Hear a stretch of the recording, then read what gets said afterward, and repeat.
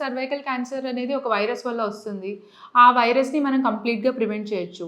And screening ఎందుకు important అంటే ఈ క్యాన్సర్‌లో మీరు చూసినట్టయితే క్యాన్సర్ ఇన్ఫెక్షన్ వల్ల వస్తదన్నాను. సో, మీకు ఈ ఇన్ఫెక్షన్ అయిన తర్వాత క్యాన్సర్ కింద మారకముందు క చాలా ప్రీ ఇన్వేసివ్ స్టేజెస్ ఉంటాయి. మనం వాటిని కనిపెట్టగలుగుతాం.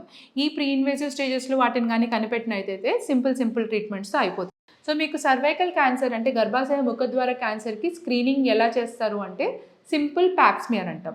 పాప్ స్మియర్ అనే టెస్ట్ ఇదివరకు ఏంటంటే సైటోలాజీ అని మైక్రోస్కోప్ మీద పెట్టి చేసేవాళ్ళు. ఈ మధ్య లిక్విడ్ బేస్ సైటాలజీ అని చేస్తున్నాం. లిక్విడ్ బేస్ సైటాలజీ అంటే తీసుకొని ఒక ఫ్లూయిడ్ లాంటిది ఉంటుంది ప్రిజర్వేటివ్, దాంట్లో పెట్టి ల్యాబ్కి పంపిస్తాం. సో ఈ రెండాటిలో ఏది చేయించుకోవాలి ఏది చేయించుకోకూడదు అంటే జనరల్లీ కాస్ట్ కొంచెం మైక్రోస్కోప్ కింద ఉన్నదానికి కొంచెం చీప్ కాబట్టి మా స్క్రీనింగ్స్లో వాటిలో అది చేస్తారు. మామూలుగా ఇప్పుడు అన్ని హాస్పిటల్స్లో జనరల్గా లిక్విడ్ బేస్ సైటాలజీ ప్రిఫర్ చేస్తున్నారు. ఎందుకంటే అది శాంపుల్ ఏమైనా డౌట్ ఉందనుకోండి మళ్ళీ వెళ్ళి recheck HPV DNA reflex testing కూడా చేయొచ్చు దానిపైన. ఇది సర్వైకల్ క్యాన్సర్ స్క్రీనింగ్ మెథడ్.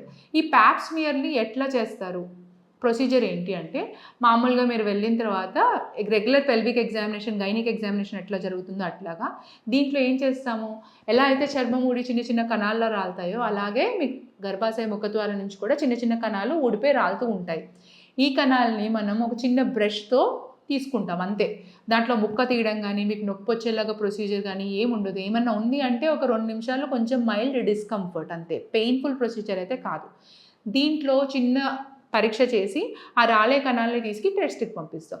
ఆ టెస్ట్లో మీకు ఏమన్నా డౌట్ఫుల్ ఉందా లేదా అనేది చూసి దాన్ని బట్టి ఫర్దర్ ట్రీట్మెంట్ అడ్వైస్ ఉంటుంది.